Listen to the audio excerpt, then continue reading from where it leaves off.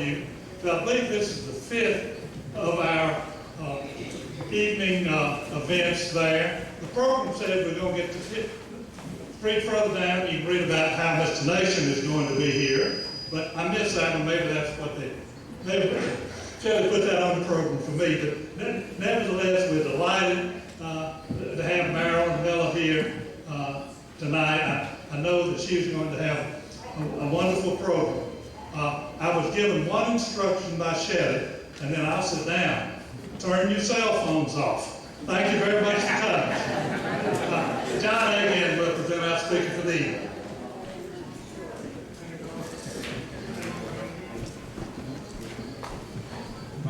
Well, this keeps getting more and more people. Have we thought about charging for seats now? You know, the chair's about to run out. I'm, unlike one week when I talked to him, I'm well acquainted with the speaker here, knowing you're from Minden, and I've got to give one very positive comment to start with. Through the years of doing research, I've pretty much read every Minden paper ever printed that still exists. And there have been two periods when I think it was really an excellent paper. And one of them, obviously, was the time that Marilyn was publishing. She wasn't afraid to tackle the tough issues. And that kind of relates to this book tonight. I admire her quite a bit because this was one I wouldn't have the guts to tackle. You start digging around here and you find certain things. I've got 4 or 5 of them rattling around, and I always say that I'm going to write that one when I'm ready to move. Marilyn wrote hers and she didn't move. She's still here. And it does, as I'm sure she's going to get into, touch on a lot of different aspects of small town that we don't like to talk about. It touches on political connections, it touches on racism, touches on status involving the situation of justice, besides making just a wonderful all-around horror movie.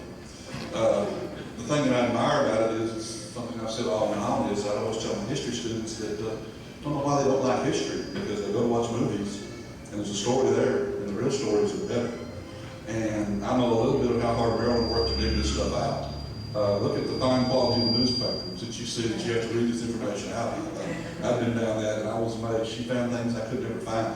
So I'm looking very much forward to hearing what she has to tell us about this fascinating story of a pretty gruesome situation to ruin Christmas. So without further ado, Marilyn Miller.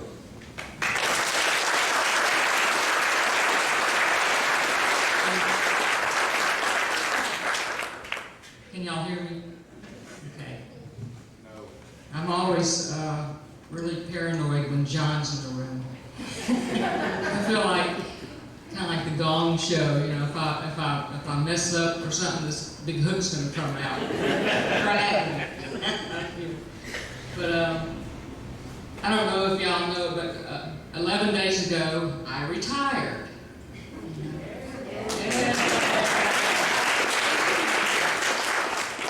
And I had some people that came up and said,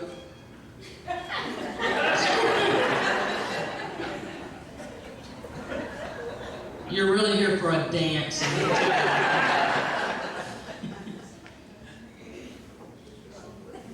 Anyway, I had, a lot of people came up to me and said, "All right, you're retired, now you can write another book."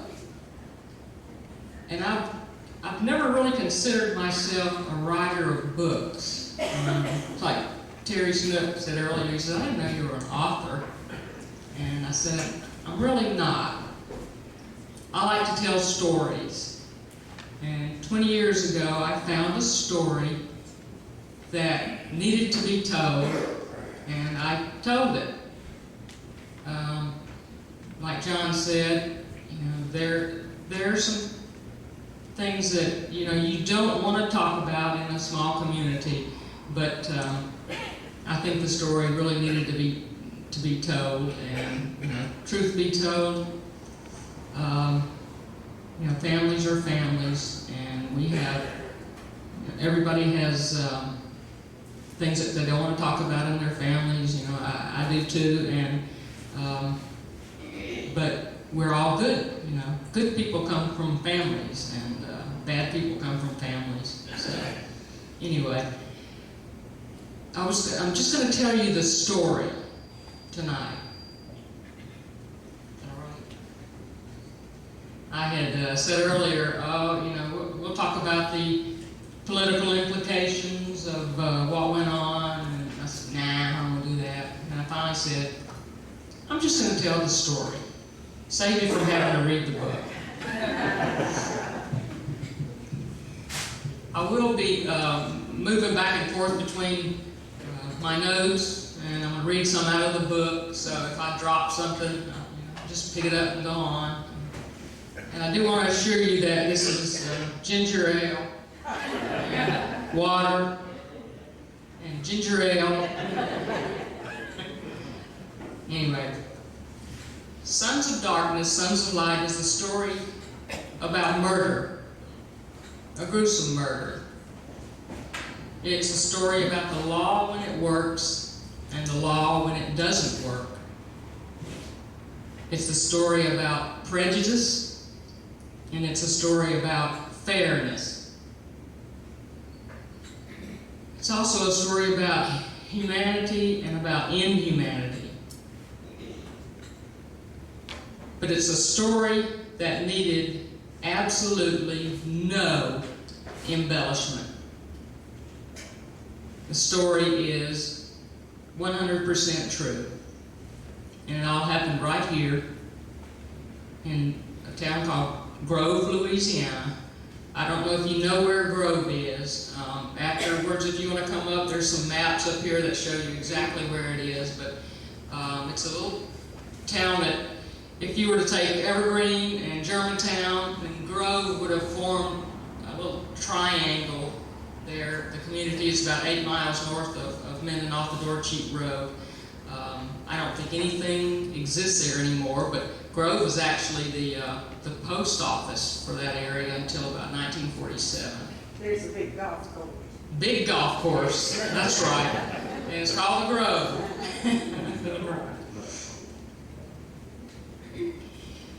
This story is about a family that was considered so insignificant that there was not a marker on their grave for over 80 years.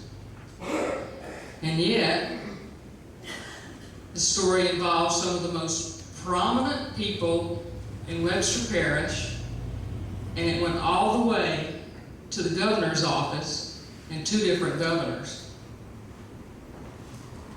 The story, like I said, begins in the small community of Grove, and is here where on Christmas Eve night, 1916, a mother, a father, and 3 of their 4 children are attacked and bludgeoned to death with an axe.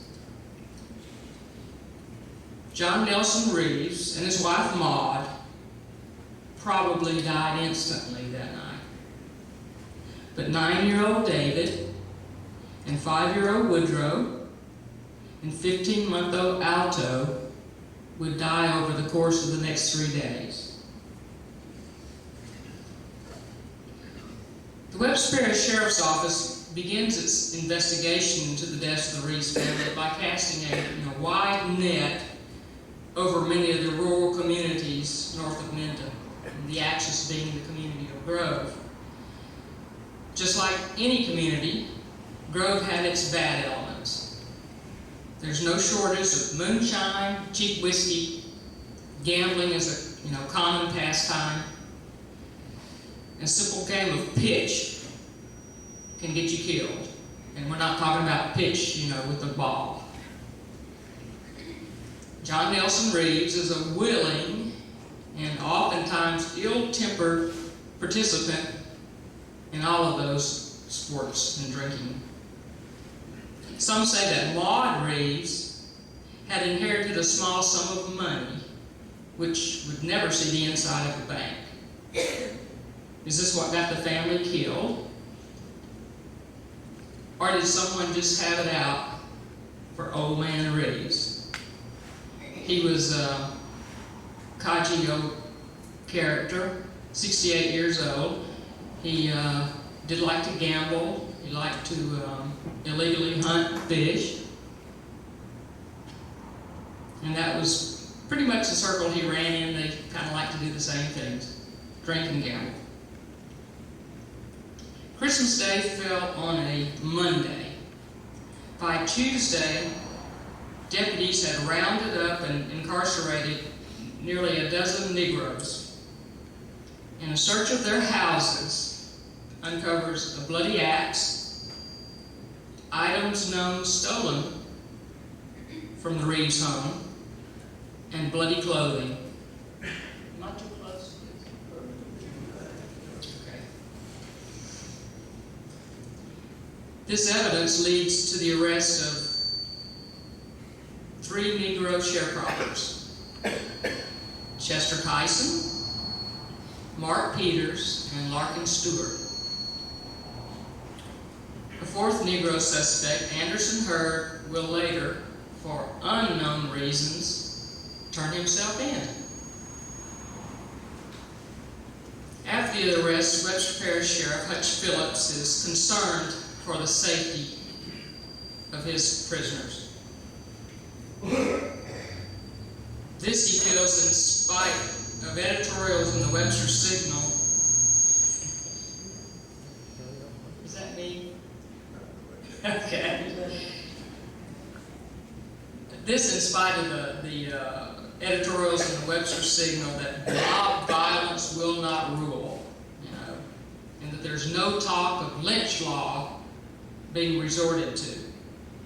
But this was in spite of headlines and articles in the Shreveport Journal which suggest that citizens of Minden might be in a hanging state of mind. So Sheriff Phillips plays it safe, and he moves his prisoners from jail to jail to jail. First he sends the prisoners off to Shreveport jail, I think via let me get this right, John, was it the VS&P Railroad? Yep. Okay. It's in the Shreveport jail where rumors start circulating about the possibility of white men being involved in the murders. In fact, some say that it was a white man who instigated and carried out the killings. So on Friday, December the 29th, prompted by statements taken by Mark Peters and Larkin Stewart, 2 of the black suspects that are in jail in Shreveport, 2 white suspects are arrested. 34-year-old Henry Waller is a cotton farmer residing in Germantown. Johnny Long, a 21-year-old handyman, lives on his place. Testimony will disclose a long history of violence between Mr. Waller and Mr. Reeves. After their arrest, the 2 men are taken from Germantown to Minden in separate vehicles. Johnny Long breaks down and admits his part in the crime. Law officers listen in silence as Johnny stutters his way through his confession, laying out the scene in gruesome detail. This is where I want to read part of the book. I can see.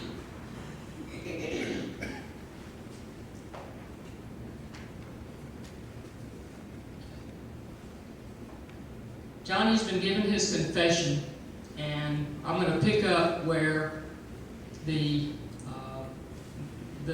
men are standing in close proximity to the house. They've all gathered, and they head off towards the Reeves place.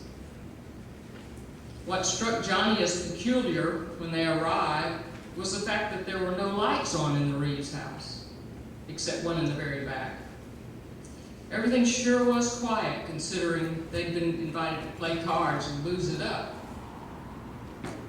Henry was up to no good. Johnny remembered thinking that. His fears were confirmed when Henry took the axe from Chester and instructed the Negro to stay outside. He told Larkin to go around back and watch the road. Johnny and Mark were to follow him. The three of them walked up to the porch. Henry half-heartedly called out to Reeves.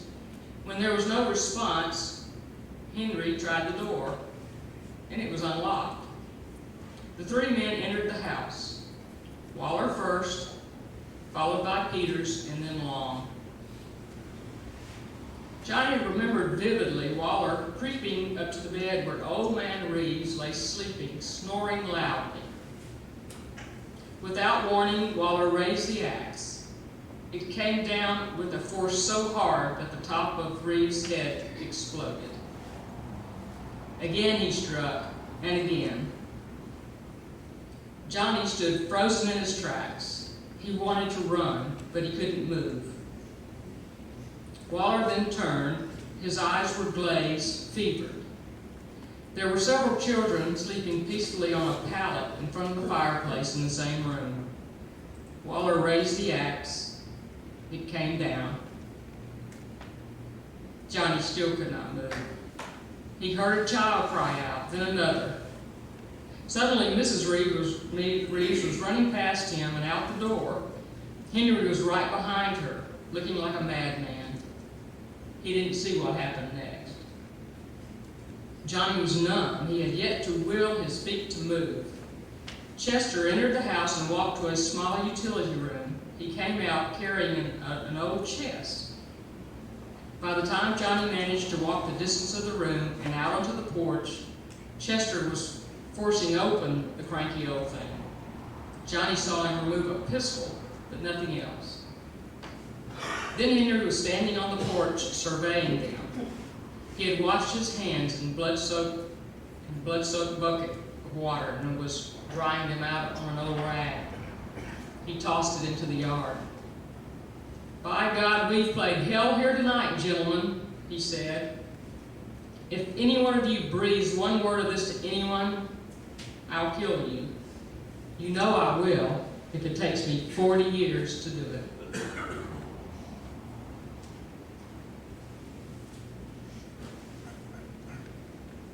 By January the 2nd, 1917, everyone except Henry Waller had admitted to participating in the Reeves murders.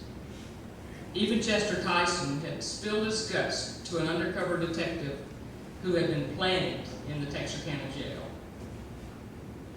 Everyone had pointed to Mr. Waller as the man with the axe. The trial of the Negroes begins on January the 29th, 1917 in the Webster Parish courthouse. Of course, the white men will be tried separately. Presiding Judge John N. Sandlin hopes to get the trial over in one day.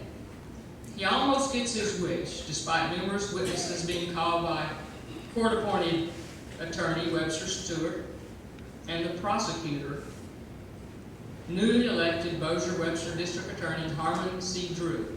This was his first case as the new DA. Among the witnesses is 7-year-old Cody Reeves, the sole survivor of his family's massacre. He tells the court that on Christmas Eve night, he had crawled beneath the clothing, clean clothes, his mother had thrown on the bed. The killers just didn't see him. And so while most children are waking up to toys and candy canes on Christmas morning, young Cody is greeted by the sight of his dead and dying father and brothers. Witness after witness offers testimony throughout the day regarding the discovery of the bodies, the identification of evidence, and possible motives. A key witness is Dr. Willis P. Butler, the Caddo Parish coroner, and a well-respected chemist and bacteriologist. He assures the jury that blood found in the homes of the defendants and on the axe is indeed human. One day he says, blood evidence will play a huge role in homicide investigations. Surprisingly, under oath, Larkin Stewart retracts his earlier confession. I wonder why. He tells the jury that when they were first arrested, his friend Mark Peters began boasting to the other prisoners that he and Johnny Long and Henry Waller had taken care of the Reeves family. I don't know why I said I was there, he testified, because I wasn't. And for that matter, neither was Anderson Hurd. Not surprisingly, Mark Peters sticks to his story. He tells the jury how he was enticed along to the Reeves with a promise of card games and liquor. He had no idea that murder would end up on the night's agenda. And who else was involved, the DA asked him? Henry Waller, Johnny Long, Chester Tyson, Larkin Stewart. What about Anderson Hurd? Nope, he wasn't there. Chester Tyson's testimony takes the longest. Henry took the axe, he said, and entered the house with Johnny and Mark. I thought Henry intended to use the axe to break open Old Man Reeves' storage locker. Old Man Reeves supposedly kept money in the locker, and I needed the extra money. I was getting married on Christmas Day, but I didn't know anything about murder until I saw Mrs. Reeves run screaming from the house with Henry chasing her with my axe.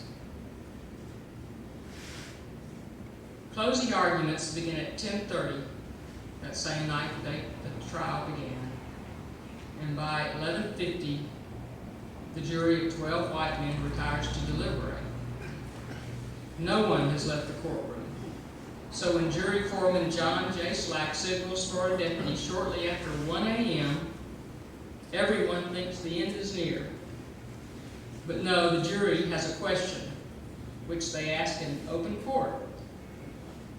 If the Negroes are sentenced to hang, will they still be around to testify when the real perpetrator of the crime, Henry Waller, is brought to trial? Judge Sandlin almost had a heart attack. Now, while the legal drama is playing out in the courtroom, citizens of the community of Grove are not just sitting idly by. They have formed a committee called the Committee for the Suppression of All Lawlessness. L.M. Grigsby is elected president of the committee, which hosts public meetings and they adopt resolutions for the newspaper. I'm going to read them. Resolutions to you.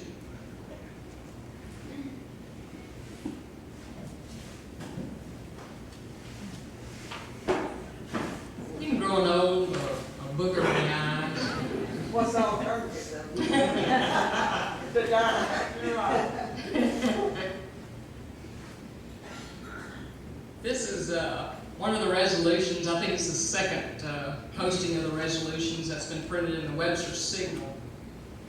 Whereas there has recently been committed in our community one of the most horrible murders, and whereas there is more or less gambling in our neighborhood, we desire to express to the world, first, our disapproval of the commission of crimes of all kinds, and second, that we are sorry to state that some of our citizens have been gambling and drinking, committing various unlawful and unusual acts. We hereby pledge ourselves to do our best to rid our community of all whiskey selling, gambling, and the commission of all other crimes and immoral acts, that we forbid all persons from committing any said acts on our premises, and in case we know of the law being violated, will report said violators to the officers and the grand jury of Webster Parish. The Organization to Suppress All Lawlessness will be a permanent committee, and it's signed by Luke M. Grigsby and Will Sexton.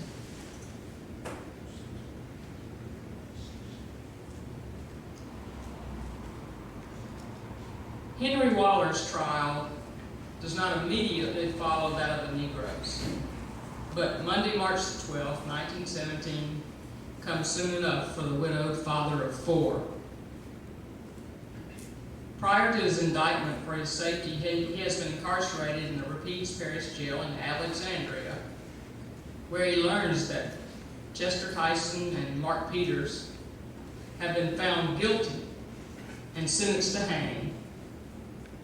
Larkin Stewart and Anderson Hurd have been given sentences of life with hard labor. The knowledge that the Negroes have been convicted and sent to the Louisiana State Pen eases his mind a bit. On February the 27th, he returns to Minden for arraignment. He is represented by Thomas Webster Robertson, a former DA for Bossier-Webster parishes, and former Bienville Parish District Judge William C. Barnett. District Attorney Harmon C. Drew will represent the state, assisted by former Caddo Parish DA James M. Foster. The state's key witness is, of course, Johnny Long. To avoid a trial and to save his neck, Johnny has pled guilty to murder without capital punishment. He is sentenced to life at hard labor at the state pen. It is while Harmon Drew is questioning Long on the witness stand that the possibility arises that Henry Waller might have premeditated the murders.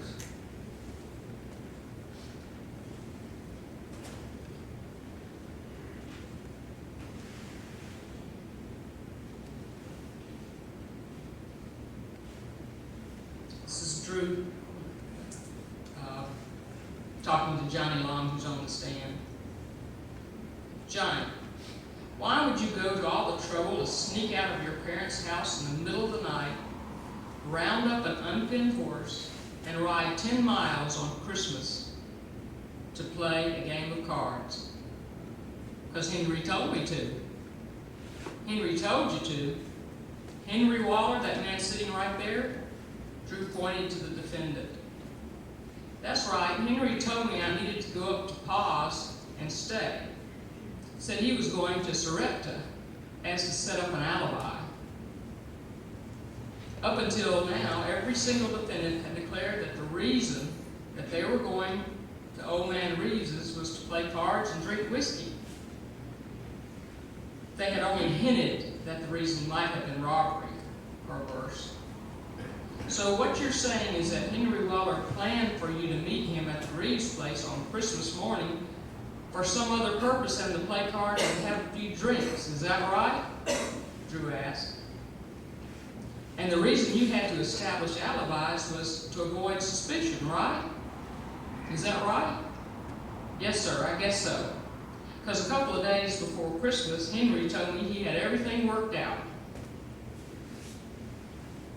But didn't you question Henry's motives when he told you to visit your pa's so you wouldn't be suspected? Suspected of what? Drew hammered away. I wasn't rightly sure. I guess I figured Henry was going to rob the old man. He didn't like him, you know. But I never figured he'd do what he done. I never figured Henry was that mean. And Henry said there was no chance of us getting in trouble, because we could throw it off on the niggers.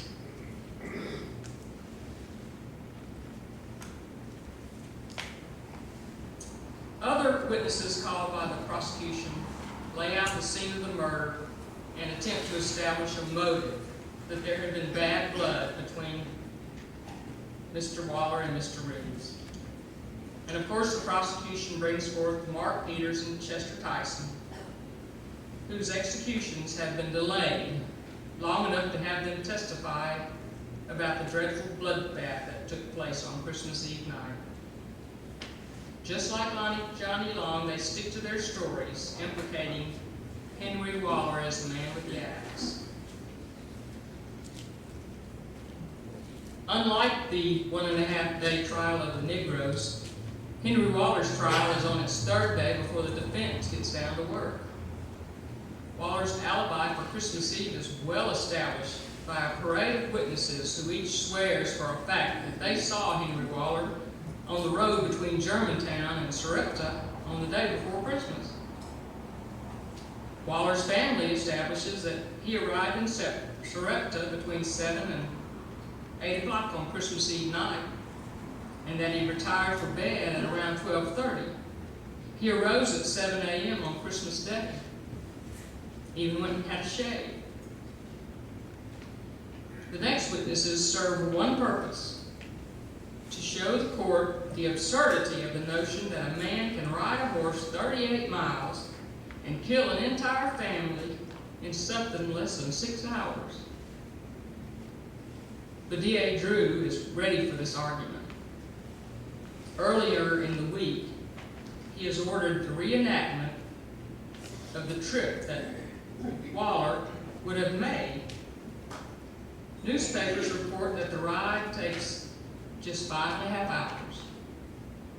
And that's with an extra 16 miles tacked on because of high water on Bayou Dorcheat. So, gentlemen of the jury, the opportunity was there.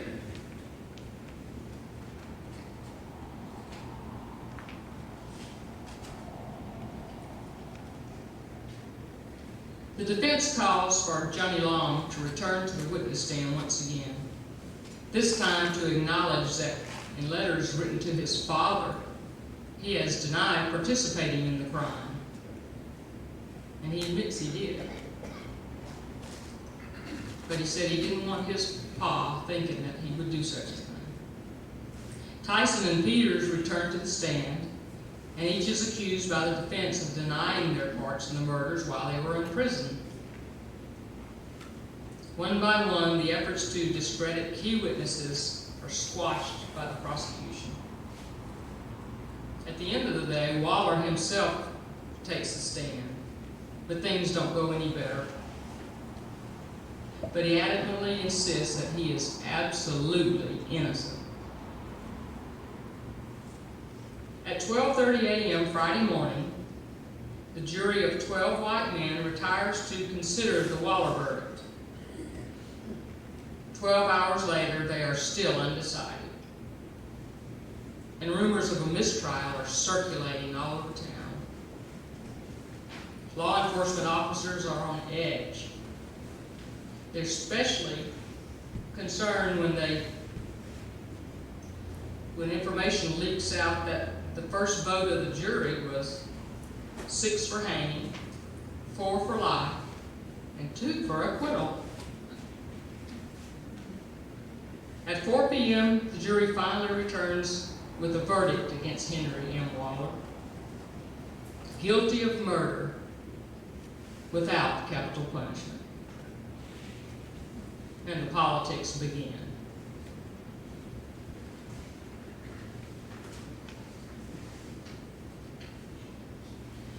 Under the original indictment against Henry Waller, he is charged with a single count, that of murdering John Nelson Reeves.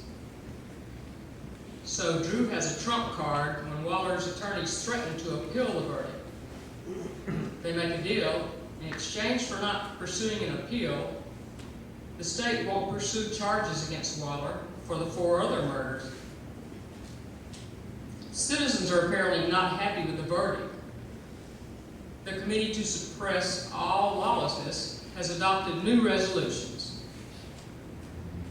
The June 26, 1917 edition of the Shreveport Journal carries this information. Owing to the fact that Waller escaped the gallows, there is a strong movement on to have the death penalty against Peters and Tyson commuted to life imprisonment. It was announced at Minden after Long's plea was received by the jury Tuesday that a petition for the commutation of the capital sentences against Peters and Tyson was being numerously signed. It is felt that court officials, if requested, will also sign the petition. There is a strong feeling that none should suffer death unless the actual perpetrator of the crime suffers the same penalty. It works. The petition, signed by over 600 Webster Parish citizens, convinces the Louisiana Board of Pardons to commute the sentences of Chester Tyson and Mark Peters on October 22nd, 1917. This infuriates Thomas Wafer Fuller, editor of the Webster Signal, here's what he wrote in the paper on October 26, 1917.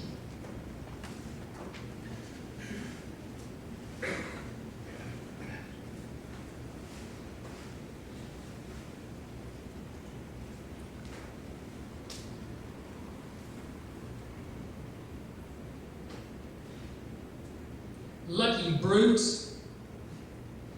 Fuller has stomped and slammed his fists on his desk, sloshing coffee everywhere. He vented his disappointment in the Signal's Friday, October 26th edition. Hell itself would be too sweet a paradise for such Brutus wretches, he wrote. If hanging is ever justifiable, these murderers, in our judgment, should have gone to the gallows. The fact that white men who were convicted of the same offense were given life sentences does not in the least mitigate the guilt of those two Negroes, or afford just grounds for a commutation of their sentence. They are just as guilty under present conditions as they would be if the white men had been hanged. If it be right to give them only a life sentence because the white men got only life sentences, then if the white men had been acquitted, it necessarily follows that the Negroes should have been also set free, notwithstanding their confession of guilt. This is startling, but it is nevertheless the logic of the situation. However, it is not improbable that a large majority of the people of the parish will endorse the action of the pardoning board in commuting the Negro sentences, and we have no quarrel with them for doing so. But we cannot share in the view taken by them in the matter. Mr. Fuller won't be mad for long. Louisiana Governor Ruffin G. Pleasant disagrees with the Board of Pardons. He overturns the commutation, and he orders that the Negroes be executed by hanging on March the 1st, 1918. Minden is set to have only its second legal hanging since that of Henry Britton in January of 1886. Harmon Drew knows why Governor Pleasant wants to keep the threat of the noose around Tyson and Peters. He has been pushing Drew to indict and try Waller and Long on one of the remaining charges in the Reeves murder case. But Drew argues that, without new physical evidence, the trial will be a huge waste of taxpayers' money. He agrees that Tyson and Peters should hang, but he refuses to retry Waller and Long because he just doesn't see them getting the death penalty based on the evidence at hand. But Governor Pleasant is just as stubborn. The March 1st date becomes May the 3rd.